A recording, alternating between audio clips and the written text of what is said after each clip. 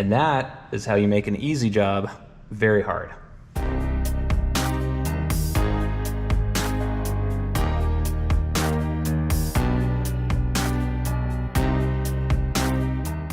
All right, hey, what's up? Welcome back to the channel. Today we're back on the Lotus Elise, and you know what the Elise needs?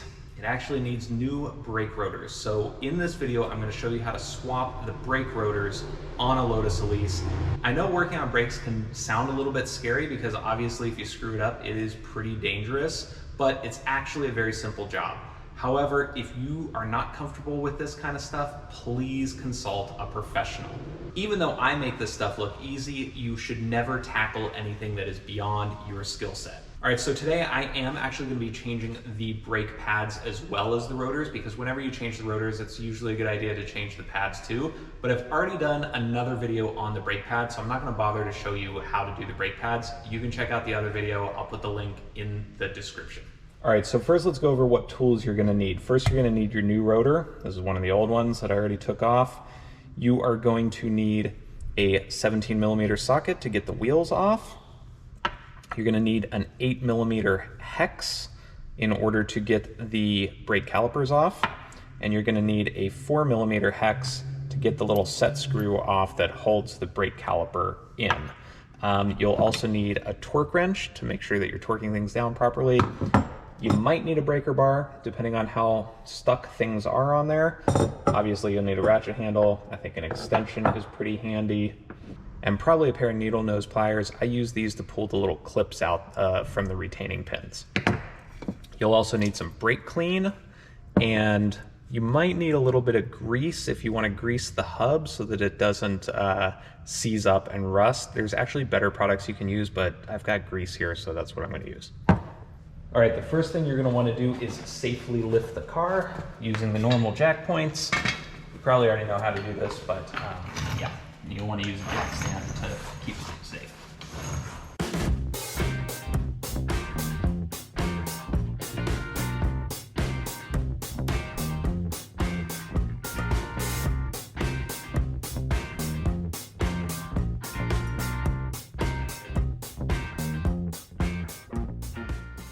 All right, so once you have your wheel off, you're gonna basically take out the pads, you're gonna remove the caliper, and then you can take the rotor off. It's pretty straightforward, and I'll walk you through the steps to do that. Now, the reason that we're actually replacing the rotors is they have met the minimum thickness, so once the rotor wears down below a certain amount, you need to replace them. The other thing is it's getting really uneven and kind of grooved in here, as well as there are very small micro cracks starting around the drilled holes. I don't know if you can see those in the video here, but you can see around these holes, they're starting to be these little tiny cracks, and that is not good. That's a good indication that you should replace the rotor. So the first thing that I like to do is to compress the pistons and the calipers a little bit using the old brake pads that are in there. So I use these needle nose pliers and just kind of grab onto the ends of the brake pads, the little ears of the pads, and just squeeze it in to push those back as much as possible to make room for the new pads that are going to be going in. All right, the next thing you need to do to remove the pads, first you remove these two little clips that go in the pins. This one and two. After that, you can remove the lower pin here. You have to kind of push down on the spring that keeps them in tension. Remove that pin. Then you can remove this little spring clip. And then you can remove the upper pin as well. And then you can take out your pads, the brake pads here. On the left front here, I've been getting some kind of uneven pad wear, so I do want to keep a close eye on that going forward.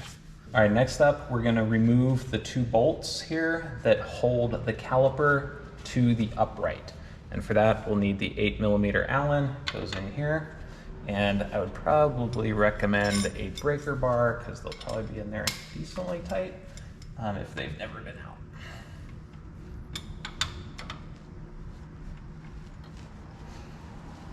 Actually, not very tight. I think the spec on those is 22 foot-pounds, so it's actually correct that they shouldn't be too tight.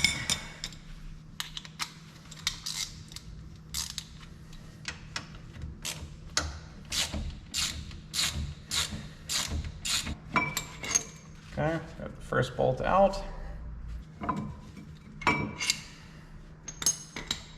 Okay, now one thing that you don't want to do is you don't want this just hanging from its brake line, because that puts a lot of stress on the line, which is not good. So what I like to do, I like to just put it right up here, just like this. No tension on the line. It can just sit there and it'll be fine.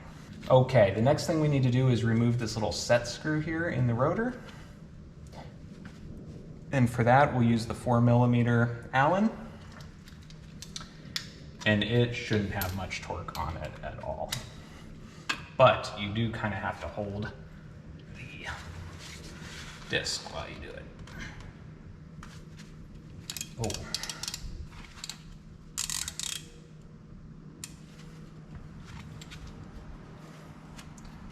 That was not good.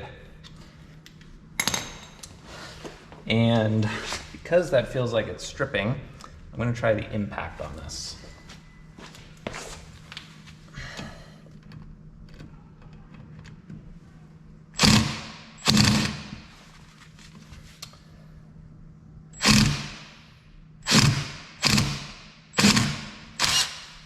All right, so now we have a problem because that is stuck on there. And what we're gonna do, we have a couple options. We could either put a slot in it with a dremel, try to turn it out, or drill it. I think I'm gonna try the dremel first and see if that does the trick. All right, the other thing you need when working with a dremel is you definitely need some safety glasses. Luckily, we don't care about the rotor at all because we're just gonna get rid of that. But let's see if we can cut a slot.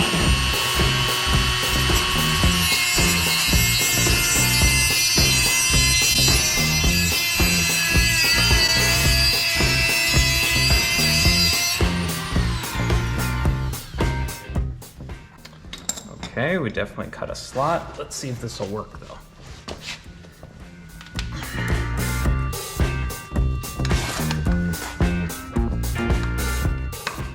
Well, that doesn't appear to be working. All right, time for the drill. Sometimes you hit snags with these projects and you just gotta figure out a way around it.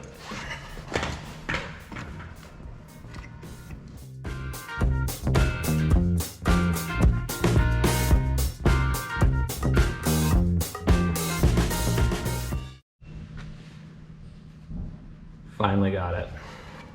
What a pain in the butt. And then there's this little piece right here that we can just unscrew by hand.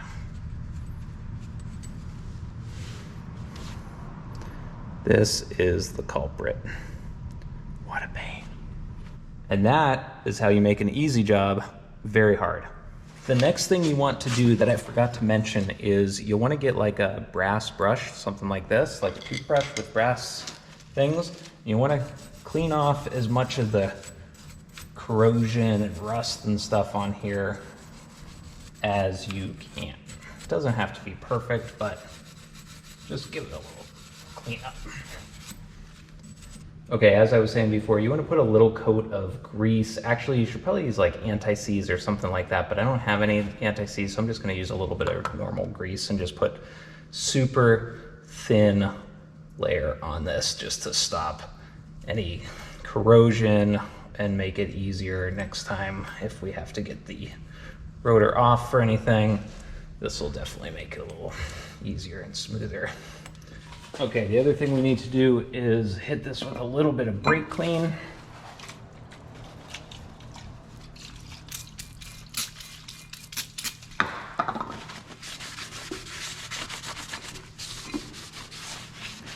This just gets off any shipping, any of the stuff that they keep on it to preserve it during shipping. So just give it a little hit there. You want to do both sides.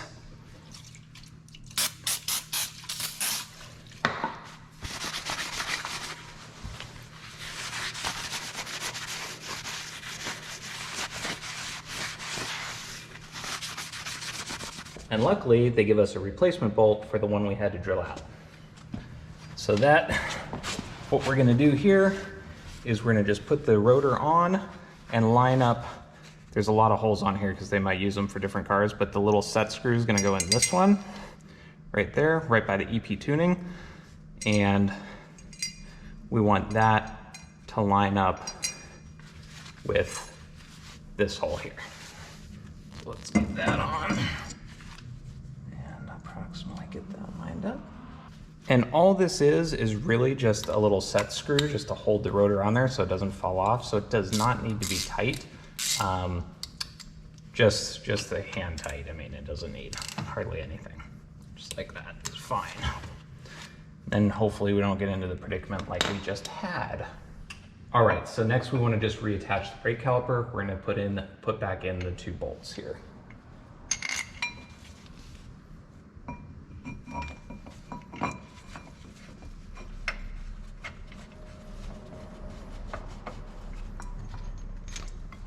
You'll definitely want to get these started by hand because you do not want to cross thread those.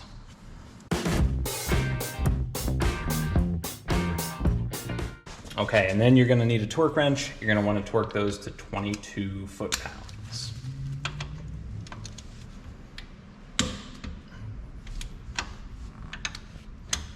It is not much, but it's all they need. Okay, so now you got the rotor on and the caliper on. We just have to put the brake pads back in, and we're gonna be putting in new brake pads. Okay, now here I like to hook up a little brake bleeder bottle to the bleed screw and just crack that loose a little bit so that I can push the pistons back in by hand very easily. All right, and then we've got our 2 new brake pads. I know I said I wasn't gonna show you how to put the brake pads in, but it's so easy and we're doing it anyway. Here you go.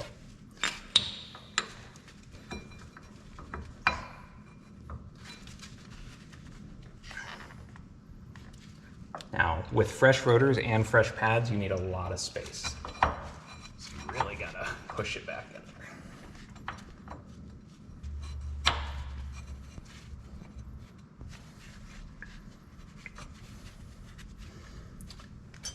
Okay, and then the top pin goes in. Make sure the holes are all lined up. Then the clip goes on, arrow facing up, and then the bottom. Hold the clip in while you put the bottom pin in. All right, and then the last thing is to put these 2 little retaining clips into the back of those pins. Since I did open the bleeder valve, even though I don't think I let any air into the system, I'm gonna get someone to come help me pump the brake pedal a couple times so that we can just make sure that all the fluid's good.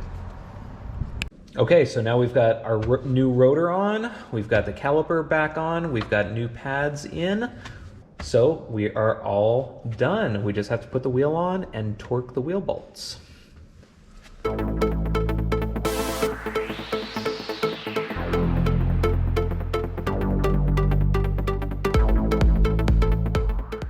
All right, so now we're back on the ground and we're just gonna torque our wheel nuts on the Lotus. That is 77 foot-pounds.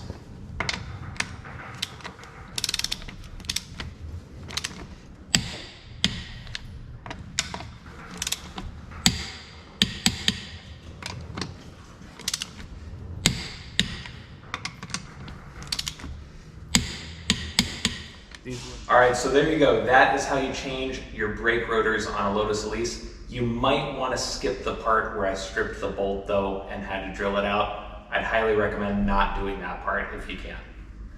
Now, the last thing you have to do when you put on new brake rotors and pads is you need to bed them in. So definitely follow the procedures that come with your pads, that come with your rotors, that tell you how to do that. Usually it is going out and doing a series of progressively more aggressive stops with the brakes. You usually don't go full 100% stop, but you kind of start, and most of the time the instructions say something like do a 50% stop, do a 60% stop, do an 80% stop in terms of how hard you're braking.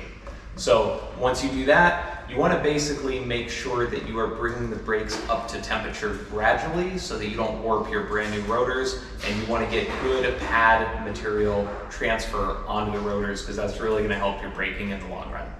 Anyways, that's it. Thanks for watching.